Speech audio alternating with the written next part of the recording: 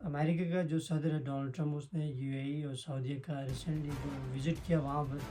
اور وہاں کی عورتوں نے اس کا جس حساب سے ویلکم کیا وہ مجھے اچھا نہیں لگا۔ میں پرسنلی یہ بات کر رہا ہوں کیونکہ ہم اسلام کے ماننے والے ہیں، اس کی ایک تہذیب ہے، اس کا ایک کلچر ہے، اس کے اپنے نامز ہیں۔ تو جس جگہ سے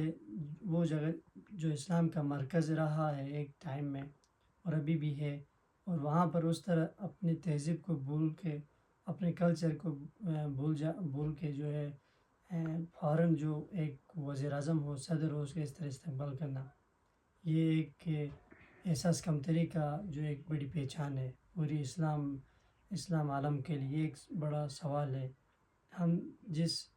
دھرتی کو ایک مقدس سمجھ رہے تھے اور وہاں پہ اس طرح کی ایکٹیویٹیز ہو رہی ہیں، اس طرح کے جو ہے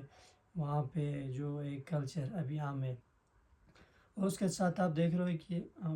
اس کا انہی کا ہمسائے ملک فلسطین، وہاں پر اسرائیل اتنا ان کو مسمار کر رہے ہیں، فلسطینیوں کو، بچوں کو، عورتوں کو، اس میں کوئی بھی ان کا دکھ کے برابر شریک نہیں ہے، لیکن یہاں سے ان کا اس طرح استقبال کرتے ہیں۔ ہم اور آپ کا پیسہ جب ہم اور آپ سعودیہ میں جاتے ہیں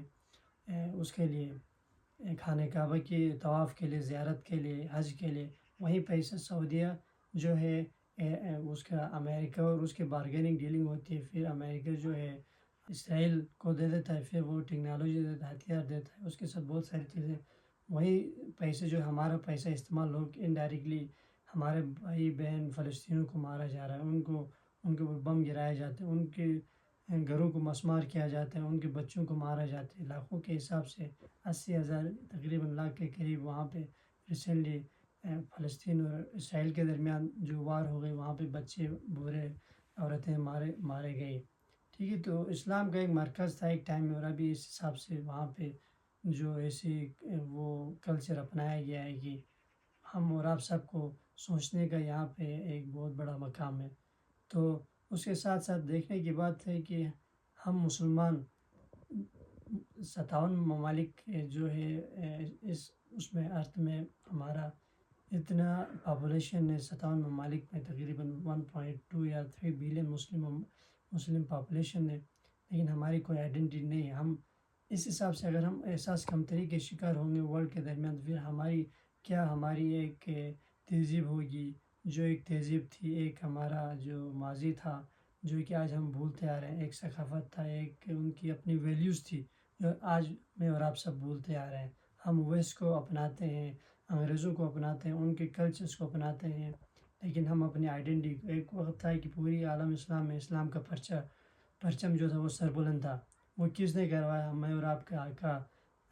ہولی پرافٹ نے جو ہے پوری دنیا میں ایک اپنی انسانیت سے، اپنے اخلاق سے، اپنی جو ہے روایات سے اور اپنے تہذیب سے پورے دنیا کو دکھایا ہے کہ امن کا پیکر جو ہے وہ سعودیہ سے وہاں جنم لیا، وہاں سٹارٹ کیا۔ تو ہم اس کو کنڈیم تو خیر ہم یہ نہیں کہہ سکتے ہیں، لیکن مجھے تو جو ہے بہت برا لگا جو کہ وہاں پہ جس حساب سے عورتوں نے